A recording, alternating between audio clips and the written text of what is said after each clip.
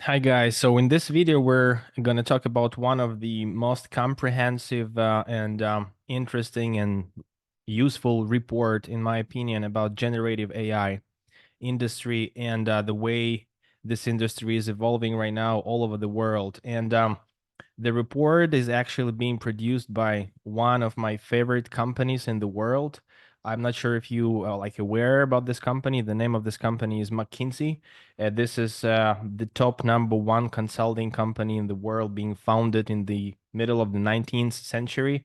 Um, when I was 20, 21, 22 years old, I was dreaming to get there and to work in for that company. But instead of a consulting company, I decided to go to the Big Four, EY.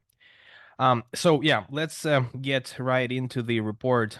Mm, yeah. So the name of the report is The Economic Potential of Generative AI, the Next Productivity Frontier.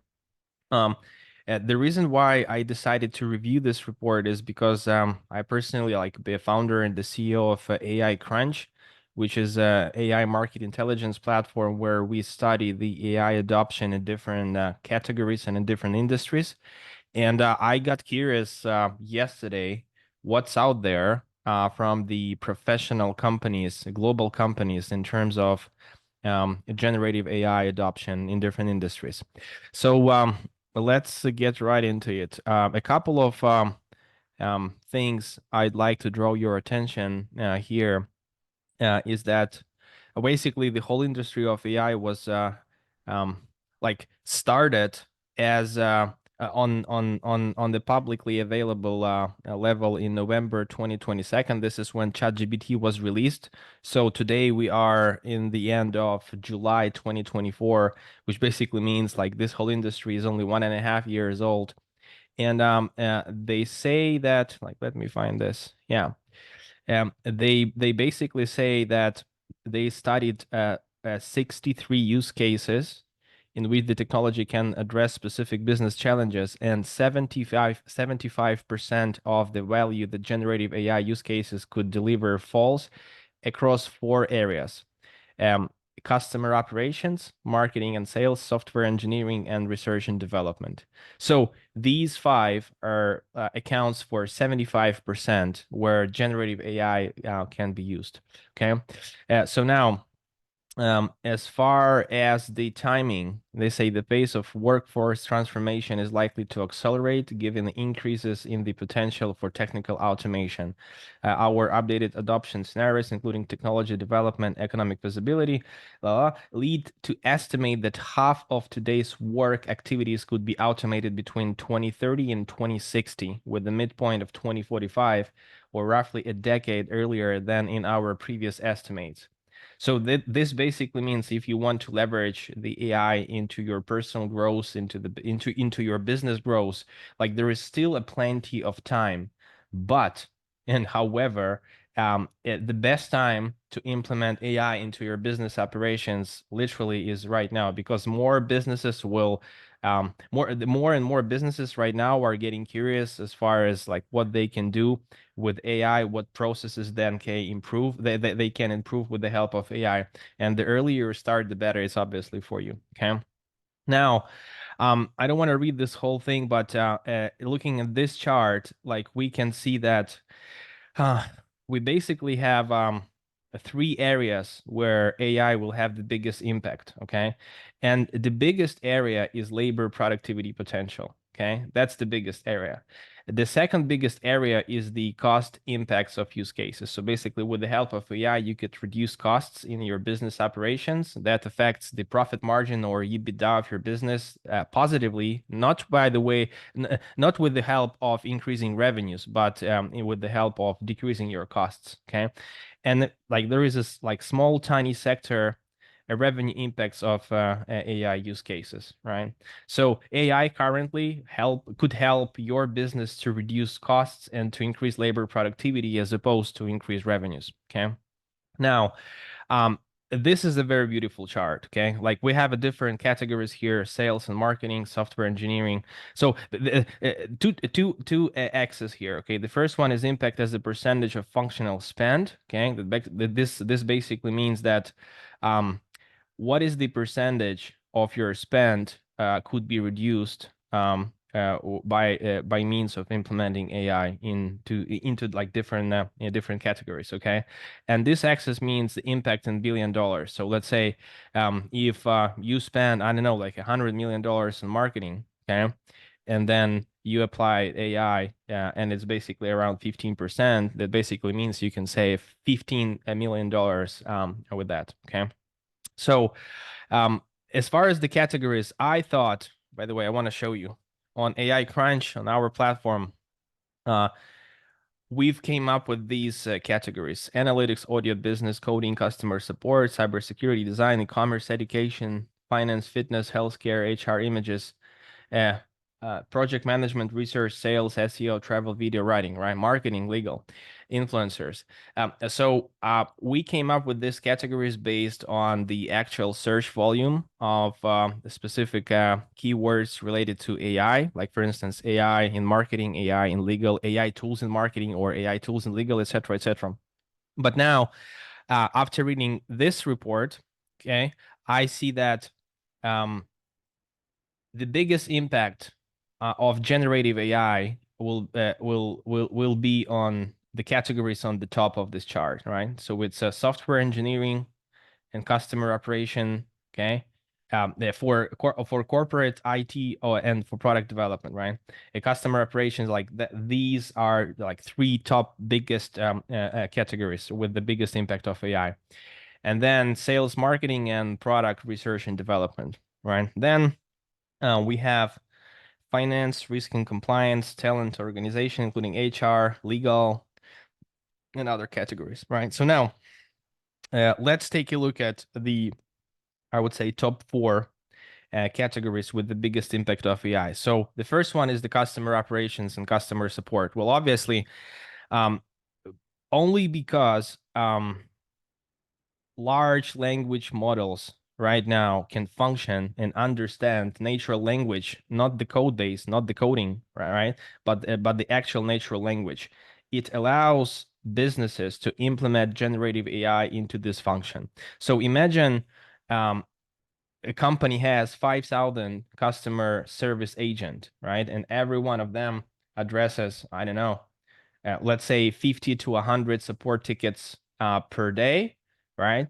And you can create an AI-based agent that would have access to the company knowledge and that like would learn on a daily basis from the update, from all of the updates of your knowledge base, from all of the updates into your product, in your product, and all other sources of information that you have in the company.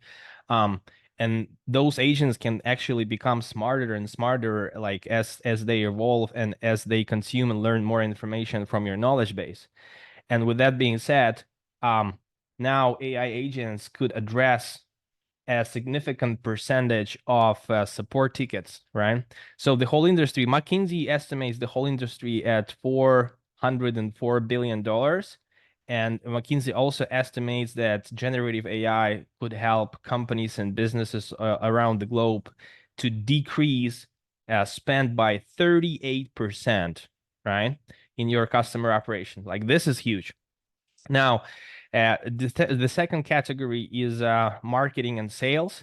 I'm not frankly surprised with the numbers in here. Like we all know, like that marketing budgets and like marketing and sales functions are one of the most important functions in software companies and SaaS companies and like literally in any company because those are revenue driving functions, right?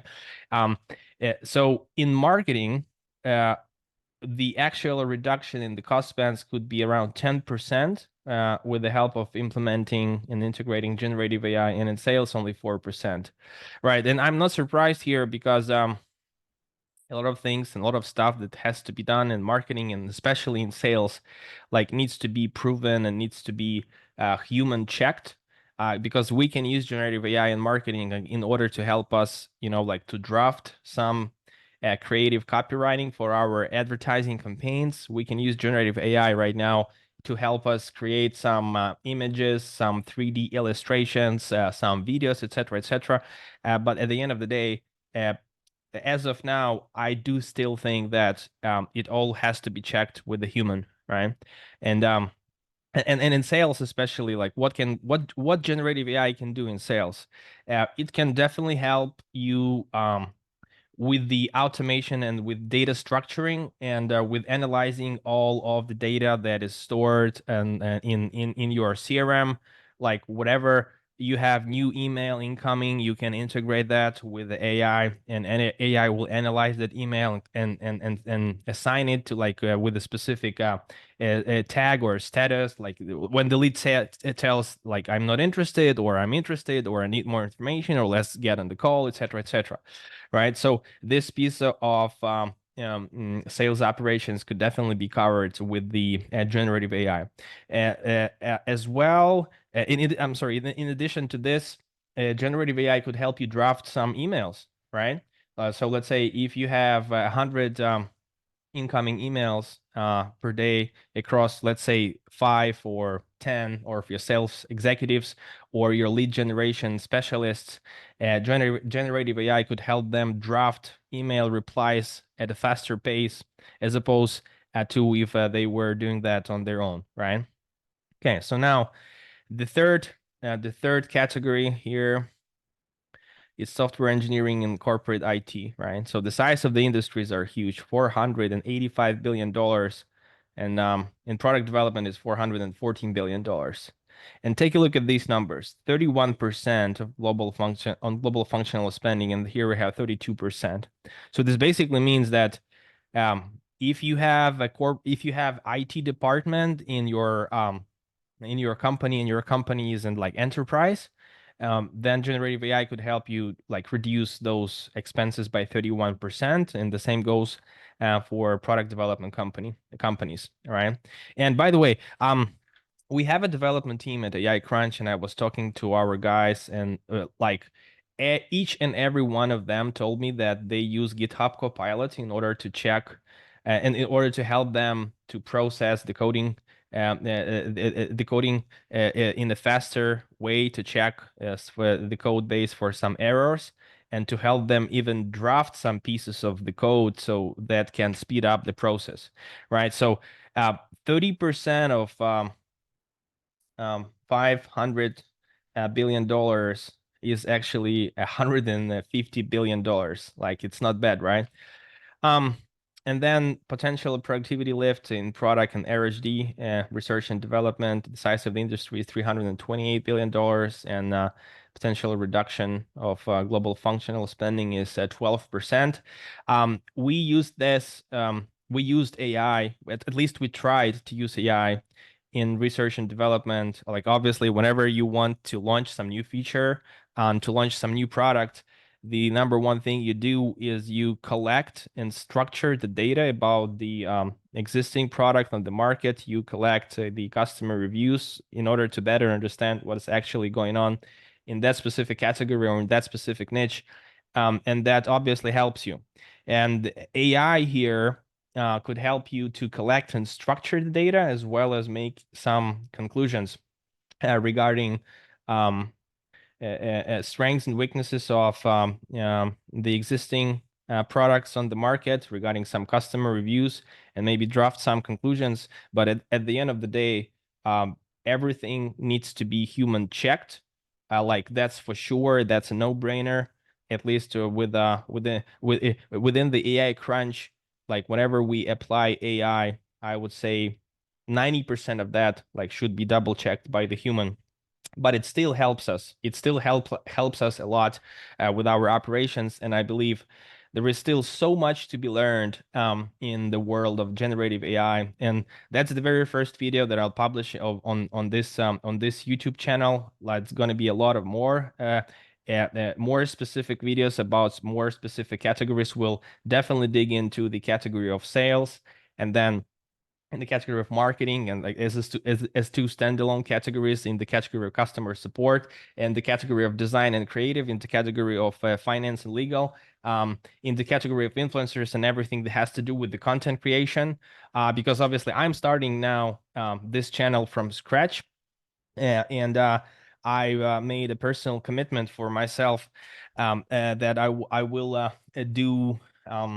I will run 5 channels at the same time. I mean, like social media channels, YouTube, TikTok, Instagram, LinkedIn, and Twitter.